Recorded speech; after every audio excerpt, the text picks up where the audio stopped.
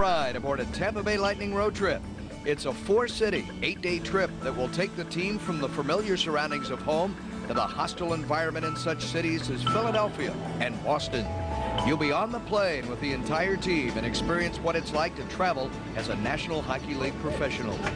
We really make sure that we're taken care of so we can perform on the ice. For Lightning newcomer Doug Janik, it's a homecoming for him when the team plays in Boston. We follow the Tampa Bay defenseman around town as he prepares to play before family and friends. Very exciting, you know.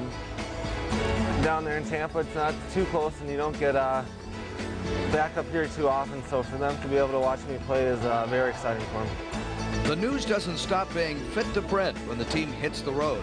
Lightning beat writers Eric Erlandson of the Tampa Tribune and Damian Cristodero of the St. Petersburg Times keeps Tampa Bay hockey fans informed and up to date in this critical early November trip. And for the team's equipment staff, it's double duty as the Lightning play home and away games on consecutive nights. And there's no rest for the weary when the team touches down in Philadelphia in the wee hours of the morning. It's a bit of a scramble. We're leaving right after the game. We got to get to the airport first. You know, it's just a mad scramble. All this, plus Rick, Chief, and the radio voice of the Lightning, Dave Mishkin, with their take on life on the road with the team. And NHL first for goalie Johan Holmquist and forward Eric Perrin, who had himself quite a road trip to remember. Next on Inside the Lightning, right here on Sun Sports.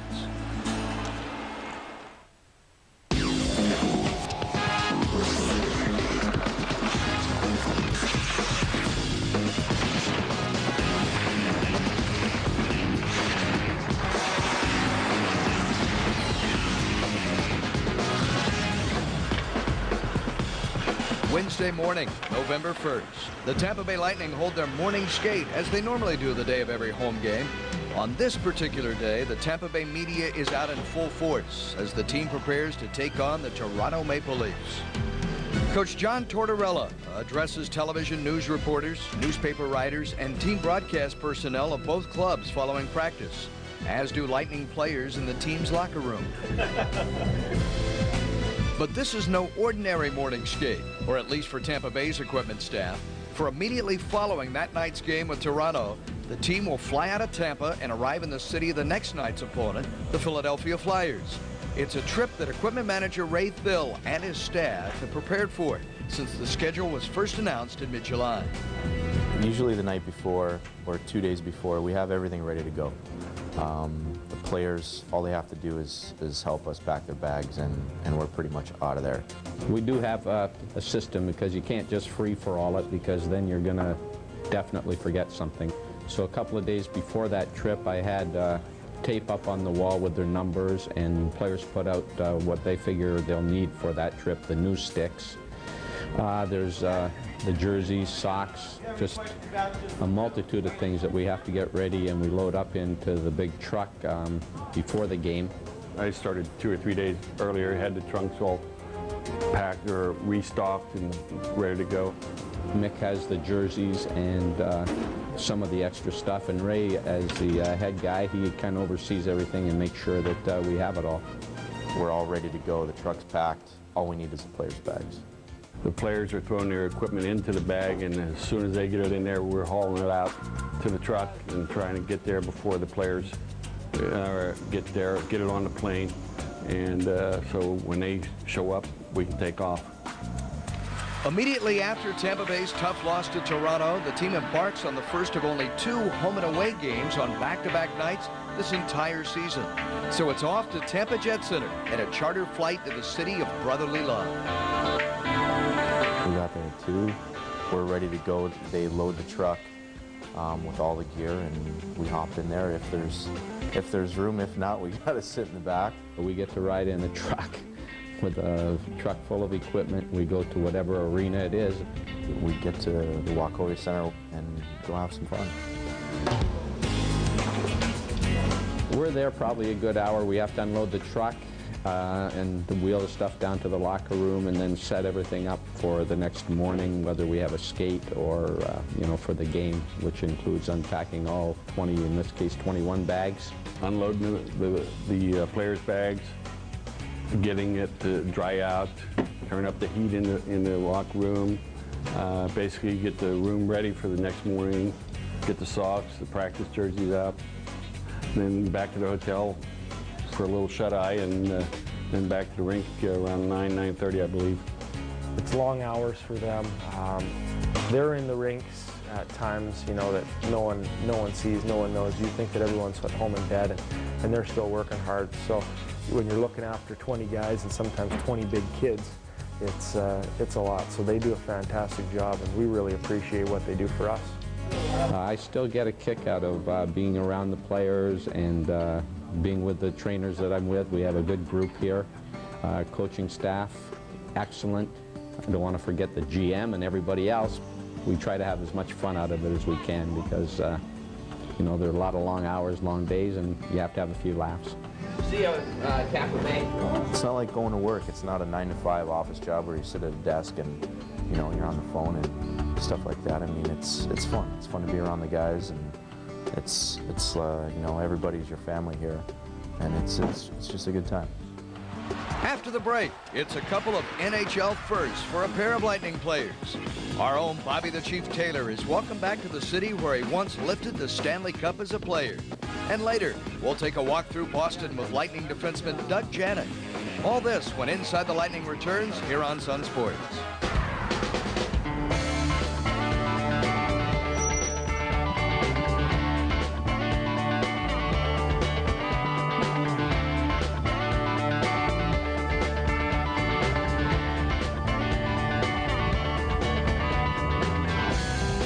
Generally, when we go into a building, Chief and I will walk in together, we'll head to the press box together, we'll get ready to tape any segments, whatever we need to do. But in Philadelphia, I just go my own way, and because I know it's almost like walking in with the mayor of Philly.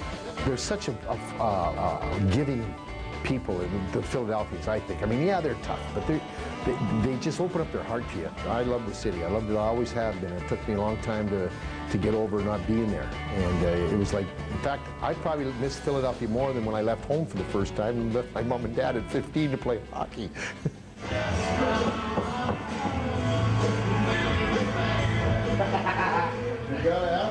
Seal Baker has been the head of the tickets forever there, and she always gets this butter cake that is just, oh, she brings an extra one for me, and I take it down in the dressing room, and the trainers always ask for me where it is. Yeah. What did he say? He's just giving you a piece. He needs a real piece. It's great for him to go back, and everybody remembers him and his role in the championship teams, and of course his work as a broadcaster as well. And having it be 70s night there in Philadelphia was a lot of fun too. I had no idea this was going on. I never realized I had such black hair. It was really dark, and it was fun.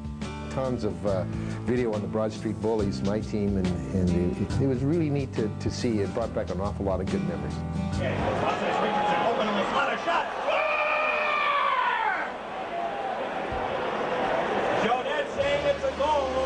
Working with Phil at home since 2002, 2003, my first season, and working by myself on the road. So fortunately for me, I have called games by myself for a number of years in the minor league, so it wasn't that much of an adjustment. Although it does require a little bit of a different slant in that you need to provide a little bit more analysis on the road because you don't have the color commentator.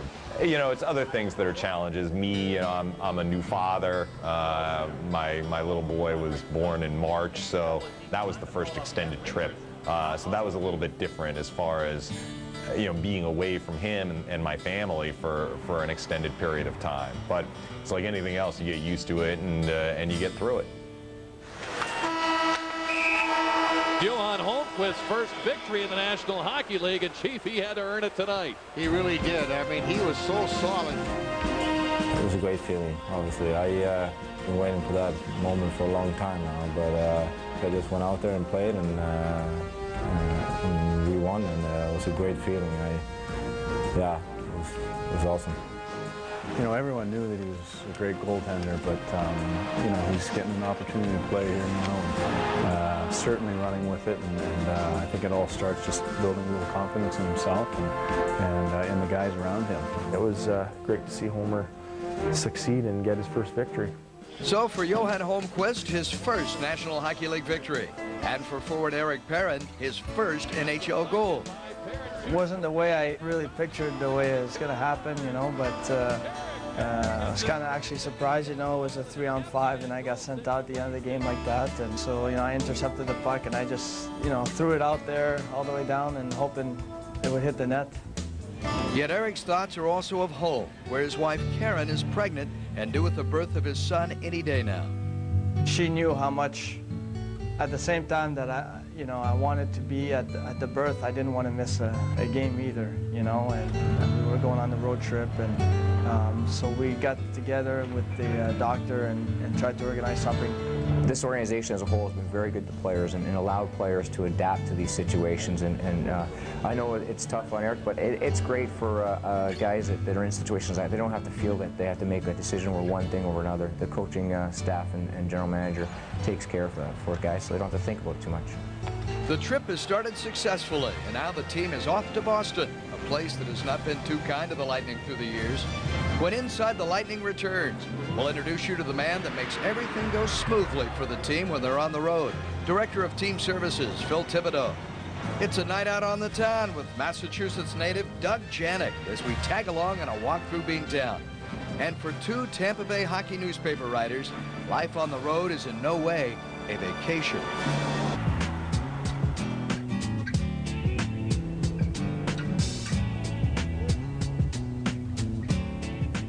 They really make sure that we're taken care of so we can perform on the ice, you know. And I guess it's part of the preparation, the way we travel, and definitely they accommodate us in the first class treatment. And, you know, we have fun, you know. You get 20-some guys together. I mean, it's on a plane or in the hotels and restaurants, whatever, we always have fun, and that's really a big part of the game. Right from how you are checked through security, obviously it's a very thorough security check, but it's not without the other 300 people who are with you in line waiting to go to Concourse D for a commercial flight. It's pretty slick the way we travel, you know. Security screening is quick for us. We all file up, get screened, get on, and giver. We've got good food on the plane. There's everything you could want, from drinks to snacks, and so we're well pampered on the flights. I'm the travel guy. Along with that comes a lot of other stuff other than travel. Once we land, I get everybody checked into the hotel. Then there's, you know, plenty of other little things we have to do. The players will be calling you to do things here and there, and then whatever Jay Feaster wants, if there's VIPs that are traveling with us, sort of help coordinate, babysit everybody. He does so much behind the scenes that, you know, he's organizing everything from the pregame meal to the snacks to the hotels, and if we're having a team dinner somewhere, he's taking care of everything, tickets, and he's got a lot on his plate, and certainly the plane wouldn't fly straight if he wasn't there to help things and keep us organized. My biggest priority is the calendar, where we're going, what we're doing every day, what time they need to be there. So I'm in constant communication with Torts. The hotels that we stay in, I think the #1 priority for Phil Thibodeau, who books the hotels, is to make sure that the players are comfortable in their beds in the hotel, so they get good sleep and they're raring and ready to go when the puck is dropped. Tibbs is amazing. He makes sure everything is right, and it always is. I mean, he is so good at what he does, and you're in first-class seat all the time. It's incredible. The girls are always nice, and Bonnie that looks after us, she's just tremendous. She knows everybody's little idiosyncrasies and what they like, what they don't like, and I mean, it's like traveling with your mom. It's really special to be in a situation like that on a team and everyone focused on playing, but as well having some fun away from the game. And we do have some fun on the plane rides. You know, you make your best of your time, and we play a lot of cards, so we get to know each other's tendencies when we're playing cards too.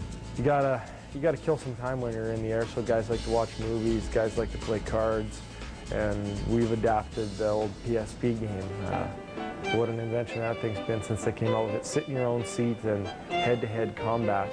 We play some Navy SEALs. SEALs against terrorists, and I am the terrorist. There's lots of guys playing, usually 5-on-5. You get to use all the weapons and grenades and stuff, so it's fun. I've just started to play this game, and I'm kind of bad on it, so I don't know if I like it or not. I'm 30 years old and I'm still playing video games, which is a little embarrassing, but all the Russians are on the bad guys team, so. But you know what, it's something just to kill time. The Russian European guys, me, Nikita, Ruslan, and Philip Kuba, we play against the USA and the Canadian connections. So. Yeah, we're always chirping each other after the game, after the play.